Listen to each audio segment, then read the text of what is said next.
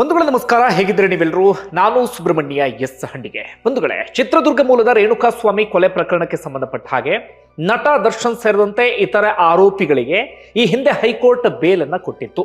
ಅದಾದ ಬಳಿಕ ಅದನ್ನ ಪ್ರಶ್ನಿಸಿ ಸುಪ್ರೀಂ ಕೋರ್ಟ್ ಮೊರೆ ಹೋಗಲಾಗಿತ್ತು. ಇತ್ತೀಚೆಗೆ ಸುಪ್ರೀಂ ಕೋರ್ಟ್ ಮಹತ್ವದ ತೀರ್ಪನ್ನ ಪ್ರಕಟ ಮಾಡಿತ್ತು. ಒಂದು, ನಟ ದರ್ಶನ್ ಸೇರಿದಂತೆ ಇತರೆ ಆರೋಪಿಗಳ ಬೇಲನ್ನ ಕ್ಯಾನ್ಸಲ್ ಮಾಡಿದ್ದು ಮಾತ್ರ ಅಲ್ಲದೆ ಆ ತೀರ್ಪು ಸಾಕಷ್ಟು ಚರ್ಚೆ ಆಗೋದಕ್ಕೆ ಕಾರಣ ಏನಪ್ಪಾ ಅಂದ್ರೆ, ಸುಪ್ರೀಂ ಕೋರ್ಟ್ ಸಾಕಷ್ಟು ಅಬ್ಸರ್ವೇಷನ್ ಅನ್ನ ಮಾಡಿತ್ತು. ಪ್ರಮುಖವಾಗಿ ನಟ ದರ್ಶನ್ ಸೆಲೆಬ್ರಿಟಿ ಎನ್ನುವಂತ ಕಾರಣಕ್ಕಾಗಿ ಈ ಹಿಂದೆ ಜೈಲಲ್ಲಿ ಸೆಲೆಬ್ರಿಟಿ ರೀತಿಯಲ್ಲಿ ಟ್ರೀಟ್ಮೆಂಟ್ ಅನ್ನ ಕೊಡಲಾಗಿತ್ತು.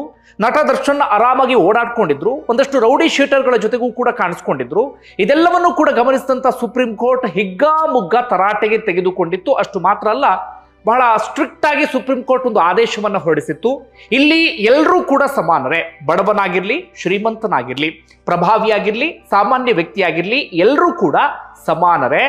ಜೈಲಿಗೆ ಅಂತ ಬಂದ ಮೇಲೆ ಎಲ್ಲರನ್ನೂ ಕೂಡ ಸಮಾನ ರೀತಿಯಲ್ಲಿ ಟ್ರೀಟ್ ಮಾಡಬೇಕೆ ಹೊರತಾಗಿ ಇನ್ನೊಬ್ಬರನ್ನ ವಿಶೇಷವಾಗಿ ಟ್ರೀಟ್ ಮಾಡೋದಕ್ಕೆ ಅವಕಾಶ ಇಲ್ಲ. ಹೀಗಾಗಿ ಇನ್ನು ಮುಂದೆ ನಟ ದರ್ಶನ್ರನ್ನ ಅತ್ಯಂತ ಸಾಮಾನ್ಯರ ರೀತಿಯಲ್ಲಿ ಟ್ರೀಟ್ ಮಾಡಬೇಕು ಅಂತ ಹೇಳಿ ಸುಪ್ರೀಂ ಕೋರ್ಟ್ ಬಹಳ ಸ್ಪಷ್ಟವಾದಂತ ಸೂಚನೆಯನ್ನ ಕೊಟ್ಟಿತ್ತು.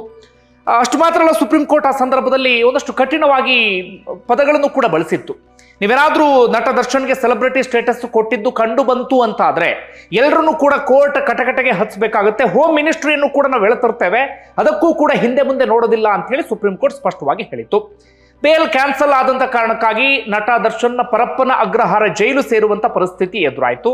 ಅದರಲ್ಲೂ ಕೂಡ ಹಿಂದೆ ಏನಾಗಿತ್ತು ಅಂದ್ರೆ, ನಟ ದರ್ಶನ್ ಜೈಲು ಸೇರುವಂತ ಸಂದರ್ಭದಲ್ಲಿ ಅಥವಾ ರೇಣುಕಾಸ್ವಾಮಿ ಕೊಲೆ ಪ್ರಕರಣದ ತನಿಖೆ ಆಗ್ತಿತ್ತಲ್ಲ, ಅದೆಲ್ಲವನ್ನೂ ಕೂಡ ಕಂಪ್ಲೀಟ್ ಲೀಡ್ ಮಾಡಿದಂಥವ್ರು ಹಿಂದೆ ಬೆಂಗಳೂರು ಪೊಲೀಸ್ ಕಮಿಷನರ್ ಆಗಿದ್ದಂಥ ದಯಾನಂದ್ ಅವರು. ನಟ ದರ್ಶನ್ ಈ ಬಾರಿ ಜೈಲು ಸೇರುವಂತ ಸಂದರ್ಭದಲ್ಲಿ ಅದೇ ದಯಾನಂದ್, ಈ ಹಿಂದೆ ಯಾವುದೇ ಪ್ರಭಾವಕ್ಕೆ ಒಳಗಾಗದೆ ತನಿಖೆ ನಡೆಸಿದಂತ ಅದೇ ದಯಾನಂದ್ ಸದ್ಯ ಕಾರಾಗೃಹಗಳ ಅಂದ್ರೆ ಜೈಲಿನ ADGP ಆಗಿದ್ದಾರೆ. ಹೀಗಾಗಿ ದಯಾನಂದ್ಗೆ ಈ ಕೇಸ್ನ ಆಳ ಅಗಲ ಎಲ್ಲವೂ ಕೂಡ ಬಹಳ ಸ್ಪಷ್ಟವಾಗಿ ಗೊತ್ತಿದ್ದ ಕಾರಣಕ್ಕಾಗಿ, ಇನ್ನೊಂದು ಕಡೆಯಿಂದ ಸುಪ್ರೀಂ ಕೋರ್ಟ್ ಬೇರೆ ನಿರ್ದೇಶನವನ್ನ ಕೊಟ್ಟಂತ ಕಾರಣಕ್ಕಾಗಿ ಜೈಲಿನಲ್ಲಿ ತುಂಬಾನೇ ಸ್ಟ್ರಿಕ್ಟ್ ಮಾಡಿ ಬಿಟ್ಟಿದ್ರು. ಆ ಕಾರಣಕ್ಕಾಗಿ ಈ ಹೆಚ್ಚು ಕಡಿಮೆ ಒಂದು ವಾರಗಳ ಹಿಂದೆಯೇ ದರ್ಶನ್ ಪರ ವಕೀಲರು ದಯಾನಂದ್ ಮೇಲೂ ಕೂಡ ತಮ್ಮ ಅಸಮಾಧಾನವನ್ನ ವ್ಯಕ್ತಪಡಿಸಿದ್ರು. ದಯಾನಂದ್ ಅವರು ತುಂಬಾ ಸ್ಟ್ರಿಕ್ಟ್ ಮಾಡ್ತಾ ಇದ್ದಾರೆ, ಸೆಲೆಬ್ರಿಟಿ ಸ್ಟೇಟಸ್ ನಟ ದರ್ಶನ್ಗೆ ಮರ್ತು ಹೋಗಬೇಕು, ಆ ರೀತಿಯಲ್ಲಿ ಟ್ರೀಟ್ ಮಾಡಿ ಎನ್ನುವ ರೀತಿಯಲ್ಲಿ ಸೂಚನೆಯನ್ನ ಕೊಟ್ಟುಬಿಟ್ಟಿದ್ದಾರೆ. ಈ ರೀತಿಯಾಗಿ ಮಾಡೋದು ಎಷ್ಟರ ಮಟ್ಟಿಗೆ ಸರಿ? ಬೇಸಿಕ್ ಆಗಿ ಒಬ್ಬ ಕೈದಿಗೆ ಏನ್ ಸಿಗಬೇಕು ಅದು ಕೂಡ ಸಿಗ್ತಾ ಇಲ್ಲ. ಕೈದಿಗೆ ಒಂದಷ್ಟು ಮೂಲಭೂತ ಹಕ್ಕುಗಳಿದೆ, ಅವುಗಳನ್ನು ಕೂಡ ಕೊಡೋದಕ್ಕೆ ಅವಕಾಶವನ್ನ ಮಾಡಿಕೊಡ್ತಿಲ್ಲ ಎನ್ನುವ ರೀತಿಯಲ್ಲಿ ವಕೀಲರು ಅಸಮಾಧಾನವನ್ನ ವ್ಯಕ್ತಪಡಿಸಿದ್ರು.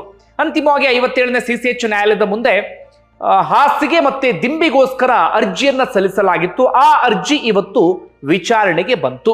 ಇವತ್ತು ಒಂದು 11 ಗಂಟೆ ಸುಮಾರಿಗೆ ವಿಚಾರಣೆ ನಡೆಯುವಂತ ಸಂದರ್ಭದಲ್ಲಿ ನಟ ದರ್ಶನ್ ಜೈಲಿನಿಂದಲೇ ವಿಡಿಯೋ ಕಾನ್ಫರೆನ್ಸ್ ಮೂಲಕ ಕೋರ್ಟ್ಗೆ ಹಾಜರಾದ್ರು ಅಥವಾ ಜಡ್ಜ್ ಮುಂದೆ ಹಾಜರಾದ್ರು. ಆ ಸಂದರ್ಭದಲ್ಲಿ ಗೊತ್ತಾಗಿದ್ದು ದರ್ಶನ್ ಪರಿಸ್ಥಿತಿ ಜೈಲಿನಲ್ಲಿ ಹೇಗಿದೆ ಅಂತ. ಒಂದು, ನಟ ದರ್ಶನ್ ಇರುವಂತ ಸೆಲ್ ತುಂಬಾ ಚಿಕ್ಕದಾಗಿರುವಂತ ಸೆಲ್. ದರ್ಶನ್ ಸೇರಿದಂತೆ ಒಟ್ಟು 6 ಮಂದಿ ಇದ್ದಾರೆ. ಈ ಹಿಂದೆ ಏನಾಗಿತ್ತು ಅಂದ್ರೆ, ನಟ ದರ್ಶನ್ಗೆ ಸೆಲೆಬ್ರಿಟಿ ಎನ್ನುವಂತ ಕಾರಣಕ್ಕಾಗಿ ಎಲ್ಲ ಅವಕಾಶವನ್ನು ಕೂಡ ಮಾಡಿಕೊಡಲಾಗಿತ್ತು. ಒಂದು VIP ಸೆಲ್ ಅನ್ನು ಕೊಡಲಾಗಿತ್ತು. ನಟ ದರ್ಶನ್ ಎಲ್ಲ ಕಡೆಗಳಲ್ಲೂ ಕೂಡ ಓಡಾಡ್ಕೊಂಡಿದ್ರು. ವಾಕ್ ಮಾಡೋದಕ್ಕೆ ಅವಕಾಶವನ್ನ ಮಾಡಿಕೊಡಲಾಗಿತ್ತು. ಯಾರ ಜೊತೆ ಬೇಕಾದ್ರೂ ಕುತ್ಕೊಂಡು ಹೊರಗಡೆ ಟೀ ಕುಡಿಯೋದಕ್ಕೆ ಅವಕಾಶವಾಗಿತ್ತು. ಒಂದಷ್ಟು ರೌಡಿ ಶೀಟರ್ಗಳು ಕೂಡ ಅಥವಾ ವಿಚಾರಣೆ ದಿನ ಕೈದಿಗಳು ಕೂಡ ನಟ ದರ್ಶನ್ ಸೆಲ್ ಒಳಗೆ ಬಂದಿದ್ರು. ಫೋನ್ ತಂದು ವಿಡಿಯೋ ಕಾಲನ್ನ ಕೂಡ ಮಾಡಿ ಮಾತಾಡಿದ್ರು. ಇಂಥದ್ದೆಲ್ಲವೂ ಕೂಡ ಆಗಿತ್ತು. ಹೀಗಾಗಿ ಈ ಬಾರಿ ತುಂಬಾ ಸ್ಟ್ರಿಕ್ಟ್ ಆಗಿ ನಟ ದರ್ಶನ್ಗೆ 6 ಜನ ಇರುವಂತ ಒಂದು ಚಿಕ್ಕದಾದಂತ ಸೆಲ್ ಅನ್ನ ಕೊಟ್ಟಿದ್ದಾರೆ. ಅಲ್ಲಿ ಯಾವುದೇ ಎಕ್ಸ್ಟ್ರಾ ಹಾಸಿಗೆ ಮತ್ತು ದಿಂಬು ಕೂಡ ನಟ ದರ್ಶನ್ಗೆ ಇಲ್ಲ. ಹಾಗೆ ಹೊರಗಡೆ ಬಿಸಿಲು ಒಳಗಡೆ ಬರಬಾರದು ಎನ್ನುವ ಕಾರಣಕ್ಕೆ ಒಂದು ಪರದೆಯನ್ನು ಅಳವಡಿಸಿಬಿಟ್ಟಿದ್ದಾರಂತೆ. ಹೀಗಾಗಿ ಒಳಗಡೆ ಬಿಸಿಲು ಕೂಡ ಬರ್ತಾ ಇಲ್ಲ. ಸೆಲ್ಲಿಂದ ಆಚೆಗೆ ನಟ ದರ್ಶನ್ಗೆ ಹೋಗೋದಿಕ್ಕೆ ಸಾಧ್ಯ ಆಗ್ತಿಲ್ಲ. ಯಾವುದೇ ರೀತಿಯಲ್ಲೂ ಕೂಡ ವಾಕ್ ಮಾಡೋದಕ್ಕೂ ಕೂಡ ನಟ ದರ್ಶನ್ಗೆ ಅವಕಾಶವನ್ನ ಮಾಡಿಕೊಡ್ತಾ ಇಲ್ಲ. ನೋಡಿ ಪರಿಸ್ಥಿತಿ ಹೇಗಾಗ ಬಿಡುತ್ತೆ ಅಂತ ಹೇಳಿ. ಐಷಾರಾಮಿ ಜೀವನವನ್ನು ನಡೆಸಿದಂತ ನಟನ ಪರಿಸ್ಥಿತಿ ಹೇಗಾಯ್ತು ಅಂತ ಹೇಳಿ. ಇಷ್ಟೆಲ್ಲ ಆಗಿತ್ತು. ಈ ಕಾರಣಕ್ಕಾಗಿ ನಟ ದರ್ಶನ್ ಇವತ್ತು ಜಡ್ಜ್ ಮುಂದೆ ಹಾಜರಾದಾಗ ಸ್ವತಃ ಅವರೇ ಕೈಯನ್ನ ಮೇಲೆತ್ತಿ ಮನವಿಯನ್ನ ಮಾಡ್ಕೊಳ್ತಾರೆ, ನಾನೊಂದಷ್ಟು ವಿಚಾರವನ್ನ ಮಾತಾಡಬೇಕು ಅಂತ ಹೇಳಿ. ಆಗ ಜಡ್ಜ್ ಮುಂದೆ ಅವರು ಕೇಳ್ಕೊಂಡಂತ ವಿಚಾರ ಅಂದ್ರೆ, ನಾನಿಲ್ಲಿ ನರಕವನ್ನ ಕಾಣ್ತಿದ್ದೇನೆ, ಬದುಕೋಕೆ ಸಾಧ್ಯ ಆಗ್ತಿಲ್ಲ ಅಥವಾ ಬದುಕೋಕೆ ನನಗೆ ಇಷ್ಟ ಇಲ್ಲ. ಬೇರೆಯವ್ರ ವಿಚಾರ ಗೊತ್ತಿಲ್ಲ ನನಗೆ, ಬೇರೆ ಕೈದಿಗಳ ವಿಚಾರ ಗೊತ್ತಿಲ್ಲ, ಅಂದ್ರೆ ನನ್ನ ಜೊತೆ ಅರೆಸ್ಟ್ ಆದಂತವ್ರು ಬೇರೆಯವ್ರ ಪರಿಸ್ಥಿತಿ ಗೊತ್ತಿಲ್ಲ. ನನ್ನ ಪರಿಸ್ಥಿತಿ ಅಂತೂ ತೀರಾ ಕೆಟ್ಟದಾಗಿದೆ. ನನಗೆ ವಿಷವನ್ನ ಕೊಡಿ, ಕೋರ್ಟೆ ಅಂಥದ್ದೊಂದು ಆದೇಶವನ್ನ ಹೊರಡಿಸಬೇಕು ಎನ್ನುವ ರೀತಿಯಲ್ಲಿ ಹೇಳ್ತಾರೆ. ವಿಷ ಕೊಡಿ, ಕೋರ್ಟೆ ಅದಕ್ಕೆ ಸಂಬಂಧಪಟ್ಟಾಗ ಆದೇಶವನ್ನ ಹೊರಡಿಸಬೇಕು ಅಂತ ಹೇಳ್ತಾರೆ. ಅಷ್ಟು ಮಾತ್ರ ಅಲ್ಲ, ಬಿಸಿಲನ್ನ ಕಾಣದೆ 30 ದಿನಗಳಾಗಿದೆ. ನನ್ನ ದೇಹದ ಮೇಲೆ ಫಂಗಸ್ಗಳು ಕೂಡ ಆಗೋದಿಕ್ಕೆ ಶುರುವಾಗಿಬಿಟ್ಟಿದೆ. ಹೀಗೆ ಆದ್ರೆ ನಾನು ಜೈಲಲ್ಲಿ ಬದುಕೋದು ಹೇಗೆ? ಅಷ್ಟರ ಮಟ್ಟಿಗೆ ನಾನು ಸಮಸ್ಯೆಯನ್ನ ಅನುಭವಿಸ್ತಾ ಇದ್ದೇನೆ. ಹೀಗಾಗಿ ನನಗೊಂದಷ್ಟು ವ್ಯವಸ್ಥೆಯನ್ನ ಮಾಡಿಕೊಡ್ಬೇಕು, ಇಲ್ಲ ಅಂತಂದ್ರೆ ನನಗೆ ವಿಷವನ್ನ ಕೊಟ್ಟುಬಿಡಿ ಎನ್ನುವ ರೀತಿಯಲ್ಲಿ ನಟ ದರ್ಶನ್ ಮನವಿಯನ್ನ ಮಾಡ್ಕೊಂಡಿದ್ರು. ಆಗ ಜಡ್ಜ್ ಹೇಳ್ತಾರೆ, ಆ ರೀತಿಯಾಗಿ ಕೇಳೋದು ಸರಿಯಲ್ಲ, ನಾನು ಏನು ಕೊಡಬೇಕು ಅಂಥದ್ದು ಅವಕಾಶವನ್ನ ಮಾಡಿಕೊಡ್ತೇನೆ ಅಂತ ಹೇಳಿ ಮಧ್ಯಾಹ್ನ 3 ಗಂಟೆಗೆ ತೀರ್ಪನ್ನ ಕಾಯ್ದಿರಿಸಿದ್ರು. ಅಷ್ಟು ಅದರ ನಡುವೆ ಒಂದು ಚರ್ಚೆಗಳೆಲ್ಲವೂ ಕೂಡ ಆಗ್ತಾ ಇತ್ತು. ನಟ ದರ್ಶನ್ಗೆ ನಿಜಕ್ಕೂ ಮೂಲಭೂತ ಹಕ್ಕುಗಳು ಏನಿದೆ ಅದನ್ನು ಕೂಡ ಕಸಿಯಲಾಗ್ತಾ ಇದೆಯಾ? ಬೇಸಿಕ್ ವ್ಯವಸ್ಥೆಯನ್ನು ಕೂಡ ಮಾಡಿಕೊಟ್ಟಿಲ್ವಾ? ಜೈಲಿನ ಕೈಪಿಡಿ ಅಂತ ಏನ್ ಕರಿತೀವಿ ಅಥವಾ ಜೈಲಿನ ಮ್ಯಾನುವಲ್ ಅಂತ ಏನ್ ಕರಿತೀವಿ ಅದನ್ನು ಕೂಡ ಅಲ್ಲಿ ಜೈಲಿನ ಅಧಿಕಾರಿಗಳು ಫಾಲೋ ಮಾಡ್ತಾ ಇಲ್ವಾ? ಅಥವಾ ನಟ ದರ್ಶನ್ ಏನಾದರೂ ಸಿಂಪತಿಗೋಸ್ಕರ ಈ ರೀತಿಯಾಗಿ ಹೇಳ್ತಿದ್ದಾರಾ? ಈ ರೀತಿಯಾಗಿ ಒಂದಷ್ಟು ಚರ್ಚೆಗಳೆಲ್ಲವೂ ಕೂಡ ಆಗ್ತಿತ್ತು. ಅಂತಿಮವಾಗಿ ಇದೀಗ ತೀರ್ಪು ಪ್ರಕಟ ಆಗಿದೆ. ಕೋರ್ಟ್ ಒಂದಷ್ಟು ಕರುಣೆಯನ್ನ ತೋರಿದ ರೀತಿಯಲ್ಲಿ ಕಾಣಿಸ್ತಾ ಇದೆ. ಒಂದು, ನಟ ದರ್ಶನ್ಗೆ ಇದೀಗ ವಾಕ್ ಮಾಡೋದಕ್ಕೆ ಅವಕಾಶವನ್ನ ಮಾಡಿಕೊಡಲಾಗಿದೆ. ಹೊರಗಡೆ ವಾಕ್ ಮಾಡಬಹುದು. ಬಿಸಿಲನ್ನ ನಟ ದರ್ಶನ್ 30 ದಿನಗಳ ಬಳಿಕ ಕಾಣುವಂತ ಪರಿಸ್ಥಿತಿ ಇದೀಗ ಎದುರಾಗಿದೆ. ಹಾಗೆ ಎಕ್ಸ್ಟ್ರಾ ಹಾಸಿಗೆ ಮತ್ತು ದಿಂಬನ್ನ ಕೊಡೋದಕ್ಕೂ ಕೂಡ ಇದೀಗ ಕೋರ್ಟ್ ಸೂಚನೆಯನ್ನ ಕೊಟ್ಟಿದೆ. ಅದೇ ರೀತಿಯಾಗಿ ನಟ ದರ್ಶನ್ ಬೇಸಿಕ್ ನೀಡ್ಗಳಿದ್ದೆ ಏನಿದ್ದಾವೆ, ಈ ಕಾಂಡಿಮೆಂಟ್ಸಿಗೆ ಹೋಗೋದು, ಅಲ್ಲೇನಾದ್ರೂ ತನಗೆ ಬೇಕಾದಂದನ್ನ ಪರ್ಚೇಸ್ ಮಾಡೋದು, ಇಂಥದಕ್ಕೂ ಕೂಡ ಅವಕಾಶ ಮಾಡಿಕೊಟ್ಟಿದೆ. ಸ್ಮೋಕ್ ಅಂಥದ್ದು ಯಾವುದಕ್ಕೂ ಕೂಡ ಅವಕಾಶ ಇಲ್ಲ, ಯಾವುದೇ ಚಟ ನಶೆಗಳಿಗೆ ಅವಕಾಶ ಇಲ್ಲ. ಕೇವಲ ಬೇಸಿಕ್ ನೀಡ್ಸ್ಗಳನ್ನ ಕಾಂಡಿಮೆಂಟ್ಸ್ ಇಂದ ತೆಗೆದುಕೊಂಡು ಬರ್ಬೋದು. ಅಂಥದಕ್ಕೆ ಇದೀಗ ಕೋರ್ಟ್ ಅವಕಾಶವನ್ನ ಮಾಡಿಕೊಟ್ಟಿದೆ.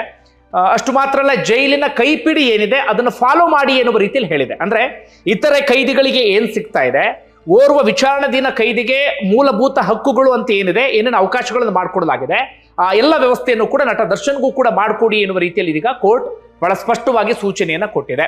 ಅದೇ ರೀತಿಯಾಗಿ ನಟ ದರ್ಶನ್ರನ್ನ ಬಳ್ಳಾರಿ ಜೈಲಿಗೆ ಶಿಫ್ಟ್ ಮಾಡಬೇಕು ಅಂತ ತನಿಖಾಧಿಕಾರಿಗಳು ಮನವಿಯನ್ನ ಮಾಡ್ಕೊಂಡಿದ್ರು. ಹಿಂದೆ ಪರಪ್ಪನ ಅಗ್ರಹಾರ ಜೈಲಿನಲ್ಲಿ ನಟ ದರ್ಶನ್ ಸಾಕಷ್ಟು ಅವಾಂತರಗಳನ್ನ ಮಾಡ್ಕೊಂಡಿದ್ರು.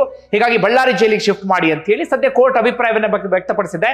ಸದ್ಯಕ್ಕೆ ಬಳ್ಳಾರಿ ಜೈಲಿಗೆ ಶಿಫ್ಟ್ ಮಾಡುವಂತ ಪರಿಸ್ಥಿತಿ ಕಾಣ್ತಿಲ್ಲ, ಯಾಕಂದ್ರೆ ಜೈಲಿನಲ್ಲಿ ಎಲ್ಲವನ್ನೂ ಕೂಡ ನೀಟಾಗಿ ಫಾಲೋ ಮಾಡ್ಲಾಗ್ತಾ ಇದೆ. ಹಾಗೇನಾದರೂ ಅಲ್ಲೂ ಏನಾದರೂ ರೂಲ್ಸ್ ಗಳನ್ನ ಬ್ರೇಕ್ ಮಾಡಿದ್ರು ಅಂತ ಆದ್ರೆ ಬೇರೆ ಕಡೆಗೆ ಶಿಫ್ಟ್ ಮಾಡುವಂತ ನಿರ್ಧಾರವನ್ನ ಜೈಲಿನ ಐಜಿ ತೆಗೆದುಕೊಳ್ಳಬಹುದು ಎನ್ನುವ ರೀತಿಯಲ್ಲೂ ಕೂಡ ಇದೀಗ ಕೋರ್ಟ್ ಸ್ಪಷ್ಟವಾಗಿ ಹೇಳಿದೆ. ಅಂದ್ರೆ ಇವತ್ತು 2 ವಿಚಾರ ಗಮನಕ್ಕೆ ಬಂತು. ಒಂದು, ನಟ ದರ್ಶನ್ ಪರಿಸ್ಥಿತಿ ಹೇಗಿದೆ ಎನ್ನುವಂತ ವಿಚಾರ. ಮತ್ತೊಂದು, ಇವತ್ತು ಕೋರ್ಟ್ ನಟ ದರ್ಶನ್ಗೆ ಒಂದಷ್ಟು ಮೂಲಭೂತ ಹಕ್ಕುಗಳು ಏನಿದೆ ಅದನ್ನ ಕಸಿಬೇಡಿ, ಆ ಅವಕಾಶವನ್ನ ಮಾಡಿಕೊಡಿ ಎನ್ನುವ ರೀತಿಯಲ್ಲೂ ಕೂಡ ಸೂಚನೆಯನ್ನ ಕೊಟ್ಟಿದೆ. ಹಾಗಾದ್ರೆ ಇಂತಹ ಪರಿಸ್ಥಿತಿಯನ್ನ ತಂದುಕೊಂಡಂತವ್ರು ಯಾರು ಅಂದ್ರೆ ಸ್ವತಃ ನಟ ದರ್ಶನ್. ಒಂದಷ್ಟು ಅವರ ಅಭಿಮಾನಿಗಳಿಗೆ ಅನಿಸ್ಬೋದು ಈ ಸಂದರ್ಭದಲ್ಲಿ, ಪಾಪ ಅಂತ ಅನಿಸ್ಬೋದು, ಅಯ್ಯೋ ಅಂತ ಅನಿಸ್ಬಹುದು. ಯಾರೂ ಮಾಡಬಾರ್ದಂತ ತಪ್ಪನ್ನ ನಟ ದರ್ಶನ್ ಮಾಡಿಬಿಟ್ಟಿದ್ದಾರಾ ಎನ್ನುವ ರೀತಿಯಲ್ಲೂ ಕೂಡ ಒಂದಷ್ಟು ಜನ ಪ್ರಶ್ನೆ ಮಾಡಬಹುದು. ಆದ್ರೆ ನಟ ದರ್ಶನ್ ಸ್ವತಃ ಮಾಡಿಕೊಂಡಂತ ಎಡವಟ್ಟು. ಒಂದು ರೇಣುಕಾಸ್ವಾಮಿ ಕೊಲೆ ಪ್ರಕರಣ ಆಯಿತು, ಅದಾದ ಬಳಿಕ ಜೈಲಿನಲ್ಲಿ ಇರುವಂತಹ ಸಂದರ್ಭದಲ್ಲೂ ಕೂಡ ಒಂದು ರೀತಿಯಲ್ಲಿ ನಾನು ಸೆಲೆಬ್ರಿಟಿ ಎನ್ನುವ ರೀತಿಯಲ್ಲಿ ಅವರು ವರ್ತನೆಯನ್ನು ತೋರಿದ್ರು. ರೌಡಿ ಶೂಟರ್ಗಳ ಜೊತೆಗೆ ಆರಾಮಾಗಿ ಓಡಾಡೋದು, ಬೇಕಾಗಿದ್ದೆಲ್ಲವನ್ನು ಕೂಡ ತರಿಸ್ಕೊಳ್ಳೋದು, ಅಲ್ಲಿ VIP ರೀತಿಯಲ್ಲಿ ಆರಾಮಾಗಿ ಇರೋದು, ಆ ರೌಡಿ ಶೂಟರ್ಗಳ ಜೊತೆಗೆ ಮತ್ತೆ ಮತ್ತೆ ಗುಡ್ಸ್ಕೊಳ್ಳೋದು, ವಿಡಿಯೋ ಕಾಲ್ನಲ್ಲಿ ಮಾತಾಡೋದು, ಇಂಥ ಒಂದಷ್ಟು ಎಡವಟ್ಟುಗಳನ್ನ ನಟ ದರ್ಶನ್ ಮಾಡಿಬಿಟ್ಟಿದ್ರು. ಇದು ಇವತ್ತು ನಟ ದರ್ಶನ್ಗೆ ಮುಳುವಾಗಿದೆ. ಅದಾದ ಬಳಿಕ ಬೇಲ್ ಪಡೆಯುವಂತ ಸಂದರ್ಭದಲ್ಲಿ ಮೆಡಿಕಲ್ ಬೇಲ್ ಸಿಕ್ಕಿತ್ತಲ್ಲ, ಆಗಲೂ ಕೂಡ ಬೆನ್ನು ನೋವು ಅಂತ ಹೇಳಿ ಬೇಲ್ ತೆಗೆದುಕೊಂಡಿದ್ರು. ಸರ್ಜರಿ ಆಗಿಲ್ಲ ಅಂದ್ರೆ ಪಾರ್ಶ್ವವಾಯು ಆಗ್ಬಿಡುತ್ತೆ ಅಂತ ಹೇಳಿ ವಕೀಲರು ಹೇಳಿದ್ರು. ಆದ್ರೆ ಅದಾದ ಬಳಿಕ ಸರ್ಜರಿಯನ್ನು ಕೂಡ ಮಾಡಿಸಿರ್ಲಿಲ್ಲ, ಅದನ್ನು ಕೂಡ ಕೋರ್ಟ್ ಬಹಳ ಗಂಭೀರವಾಗಿ ಪರಿಗಣಿಸಿದೆ. ಅದಾದ ನಂತರ ಹೊರಗಡೆ ಬಂದ ಮೇಲೂ ಕೂಡ ನಟ ದರ್ಶನ್ ತುಂಬಾ ಆರಾಮಾಗಿ ಓಡಾಡ್ಕೊಂಡಿದ್ರು ಅನ್ನೋದು ಏನು ಸಮಸ್ಯೆ ಆಗಲಿಲ್ಲ. ಅದಾದ ಬಳಿಕವೂ ಕೂಡ ಒಂದಷ್ಟು ಆರೋಪವನ್ನ ಹೊತ್ತಂತವರ ಜೊತೆಗೆ ನಟ ದರ್ಶನ್ ಆಗಾಗ ಗುರ್ಸ್ಕೊಂಡಿದ್ರು. ಜೊತೆಗೆ ಈ ಪ್ರಕರಣದಲ್ಲಿ ಸಾಕ್ಷಿಯೂ ಕೂಡ ಆಗಿರುವಂತಹ ಚಿಕ್ಕಣ್ಣ ಅವ್ರ ಜೊತೆಗೂ ಕೂಡ ಅವ್ರು ಗುರ್ಸ್ಕೊಂಡಿದ್ರು. ಇದೆಲ್ಲವೂ ಕೂಡ ಇವತ್ತು ನಟ ದರ್ಶನ್ಗೆ ಮುಳುವಾಯ್ತು. ಆ ಕಾರಣಕ್ಕಾಗಿ ಸುಪ್ರೀಂ ಕೋರ್ಟ್ ಅಂತದೊಂದು ತೀರ್ಪನ್ನು ಕೊಡ್ತು. ಅದಾದ ಬಳಿಕ ಜೈಲಿನಲ್ಲಿ ಇಂಥದ್ದೊಂದು ಪರಿಸ್ಥಿತಿಯನ್ನ ಫೇಸ್ ಮಾಡಬೇಕಾಯ್ತು. ಇದು ಇವತ್ತು ನಟ ದರ್ಶನ್ ಪರಿಸ್ಥಿತಿ ಹೀಗಿದೆ. ಹಾಗಂದ ಮಾತ್ರಕ್ಕೆ ನಟ ದರ್ಶನ್ರಿಗೆ ಮಾತ್ರ ಅಂದ್ರೆ ತುಂಬಾ ರೆಸ್ಟ್ರಿಕ್ಷನ್ ಇದೆಯಲ್ಲ, ಅದು ನಟ ದರ್ಶನ್ಗೆ ಮಾತ್ರ ಸೀಮಿತ ಆಗಬಾರದು. ಇವತ್ತು ಸಾಕಷ್ಟು ರಾಜಕಾರಣಿಗಳು, ಬೇರೆ ಬೇರೆ ಒಂದಷ್ಟು ಪ್ರಭಾವಿಗಳು, ದೊಡ್ಡ ದೊಡ್ಡ ಉದ್ಯಮಿಗಳು ಕೂಡ ಜೈಲಿನಲ್ಲಿದ್ದಾರೆ. ಅವರೆಲ್ಲರೂ ಕೂಡ ಹೇಗೆ ಟ್ರೀಟ್ ಮಾಡ್ತಿದ್ದಾರಾ ಅಂದ್ರೆ ಇಲ್ಲ, ಅವರೆಲ್ಲರೂ ಕೂಡ ಅದ್ಭುತವಾದಂಥ ಸೌಲಭ್ಯಗಳನ್ನು ಪಡಿತಾ ಇದ್ದಾರೆ, ಅತ್ಯದ್ಭುತವಾದಂಥ ರೀತಿಯಲ್ಲಿ ಜೈಲಿನಲ್ಲಿ ಇದ್ದಾರೆ, ಯಾವುದೋ ರೆಸಾರ್ಟ್ ನಲ್ಲಿ ಇದ್ದ ರೀತಿಯಲ್ಲಿ ಇದ್ದಾರೆ. ನಟ ದರ್ಶನ್ ವಿಚಾರದಲ್ಲಿ ಯಾಕೆ ಹೀಗಾಯ್ತು ಅಂದ್ರೆ ಮೀಡಿಯಾ ಫೋಕಸ್ ಜಾಸ್ತಿ ಆಯಿತು, ಸೋಷಿಯಲ್ ಮೀಡಿಯಾದಲ್ಲಿ ಹೆಚ್ಚು ಚರ್ಚೆ ಆಯಿತು, ಜನರ ಗಮನ ನಟ ದರ್ಶನ್ ಕಡೆಗೆ ಜಾಸ್ತಿ ಇತ್ತು. ಒಂದಷ್ಟು ಕಡೆಗಳಲ್ಲಿ ನಟ ದರ್ಶನ್ ಮೇಲೆ ಈ ವಿಚಾರ ಸಂಬಂಧಪಟ್ಟಾಗ ಮತ್ತೆ ಮತ್ತೆ ದಾಳಿ ಆಗೋದಕ್ಕೂ ಕೂಡ ಶುರುವಾಯಿತು. ಎಲ್ಲ ಕಾರಣಗಳಿಗಾಗಿ ನಟ ದರ್ಶನ್ ಇವತ್ತು ಜೈಲಿನಲ್ಲಿ ಅಂತಹ ಪರಿಸ್ಥಿತಿಯನ್ನು ಎದುರಿಸಬೇಕಾಗಿದೆ. ಇದೊಂದು ರೀತಿಯಲ್ಲಿ ಎಲ್ರಿಗೂ ಪಾಠ ಅಂದ್ರೂ ಕೂಡ ತಪ್ಪಾಗ್ಲಿಕ್ಕಿಲ್ಲ. ಮನುಷ್ಯನ ಬದುಕು ಯಾವಾಗ ಏನು ಬೇಕಾದ್ರೂ ಆಗಬಹುದು ಅನ್ನೋದಕ್ಕೂ ಕೂಡ ನಟ ದರ್ಶನ್ರ ಸದ್ಯದ ಪರಿಸ್ಥಿತಿ ಬೆಸ್ಟ್ ಎಕ್ಸಾಂಪಲ್. ಐಷಾರಾಮಿ ಜೀವನ, ಕೋಟ್ಯಾಂತರ ಅಭಿಮಾನಿಗಳು, ಬೇಕಾಗಿದ್ದ ಕಾರು, ಹೇಗೆ ಬೇಕಾದ್ರೂ ಇದ್ದಂತ ಮನುಷ್ಯ. ಆದರೆ ಇವತ್ತು ಜೈಲಿನಲ್ಲಿ 4 ಗೋಡೆಯ ನಡುವೆ ಬಿಸಿಲೂ ಕೂಡ ಬೀಳದಂತೆ ಇರುವಂತ ಪರಿಸ್ಥಿತಿ ಎದುರಾಗ್ಬಿಟ್ಟಿದೆ. ಬಂಧುಗಳೇ, ನಿಮ್ಗೆ ಏನಿಸ್ತದೆ ನನ್ನ ಕಮೆಂಟ್ ಬಾಕ್ಸಲ್ಲಿ ಮೆನ್ಷನ್ ಮಾಡಿ. ಧನ್ಯವಾದ ವಿಡಿಯೋ ನೋಡಿದ್ದಕ್ಕಾಗಿ.